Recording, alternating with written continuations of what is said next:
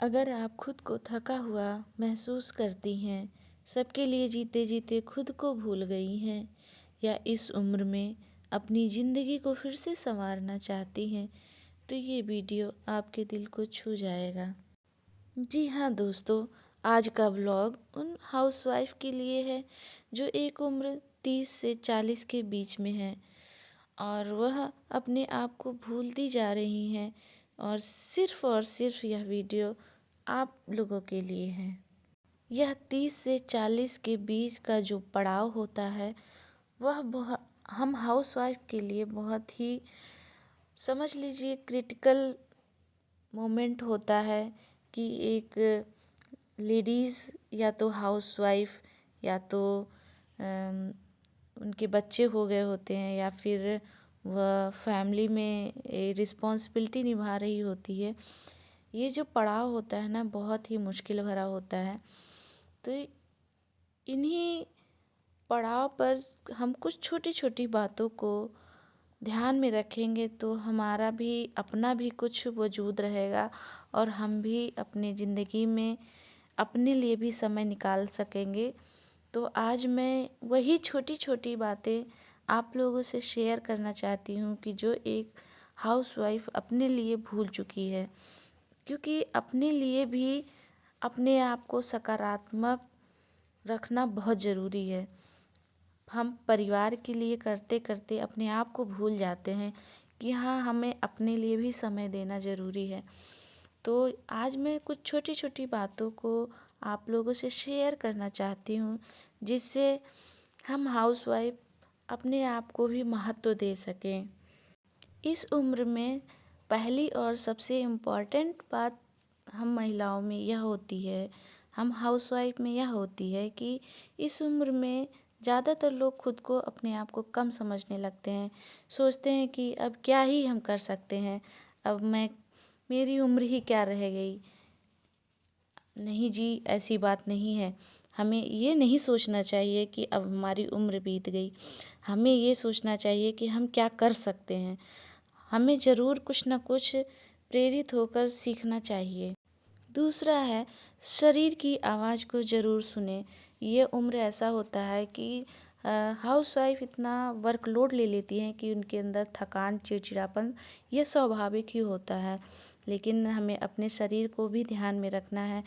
कभी कभी तो ये होता है कि हम हाउसवाइफ, कभी कुछ बच्चे जब हो जाते हैं तो वह शरीर इतना कमज़ोर हो जाता है, लेकिन उसके बावजूद हम काम इतना लोड ले लेते हैं, काम करते रह जाते हैं, लेकिन अपने शरीर को ध्यान नहीं देते हैं। तो हमारा शरीर भी वैसे ही कमज़ोर होता चला जाता है, जिससे फिर हमें आगे चलकर अपने शरीर को निगेटिव की तरफ देखते हुए मिलता है। हर बात को दिल पर नहीं लेना चाहिए, छोटी छोटी बातों को इग्नोर करना सीखें। और नेक्स्ट है, पूरी ज़िंदगी बच्चों पर टिका देना।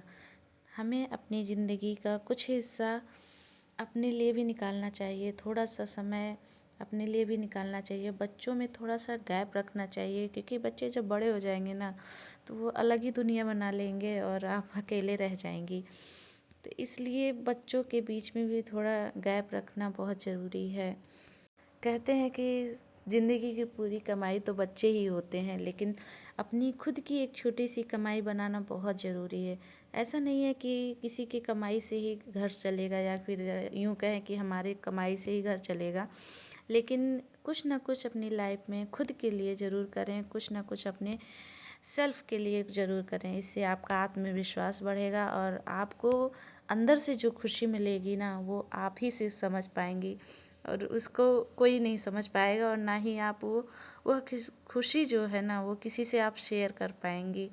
आप किसी से नहीं कह पाएंगी कि वो खुशी मुझे क्या है। यह रिश्ता अपने आप से ज़रूर बना कर रखें। अपने खुद के शौक़ ज़रूर पूरा करें। ये तो बहुत इम्पॉर्टेंट है, अपने खुद के शौक़ ज़रूर पूरा करें। आपकी जो इच्छा हो, जैसे आपको कुछ किसी चीज़ में इंटरेस्ट हो, सिलाई में, कढ़ाई में, पेंटिंग में, या फिर अलग एक्टिविटी, कोई ना कोई हर इंसान के अंदर गुण होता है। तो अगर जो आपको अलग एक्टिविटी आपको अलग पहचान दिलाती है, तो उसको ज़रूर करें आप। क्योंकि उससे आपका आत्मविश्वास बढ़ेगा और आपको अंदर से बहुत खुशी मिलेगी। तो इसलिए आप ये काम ज़रूर करें। नेक्स्ट है, पति से चुप नहीं, पति से भी बात करना सीखिए। हस्बैंड से यही होता है कि अपने दिल की बात ज़रूर शेयर करना चाहिए और उनके लिए भी समय निकालें, एक दूसरे के साथ समय बिताएं, क्योंकि वही हैं जो हमारे हमसफ़र हैं, हमें ज़िंदगी भर साथ देंगे। तो इसलिए हमें उनके साथ टाइम ज़रूर स्पेंड करें। नॉट बट नॉट लीस्ट, आप कमज़ोर नहीं हैं, बस थोड़ा थकी हुई हैं या खुद को संभालने का समय है। आप लोगों से यही गुजारिश है कि आप लोग अपना कीमती समय अपने लिए खुद को ज़रूर दें।